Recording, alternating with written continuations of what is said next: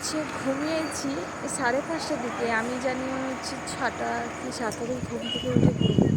এত পরিমাণে ঘুম লেগেছে, ঠান্ডা এখানে ভীষণ ঠান্ডা ওয়েদার। ঘুম থেকে যখন উঠে দেখি 8:30। আমি পুরো অবাক, মানে ঘুম থেকে উঠে যখন দেখি 8:30, কিন্তু মনে হচ্ছে এখন পুরোটাই বিকেল।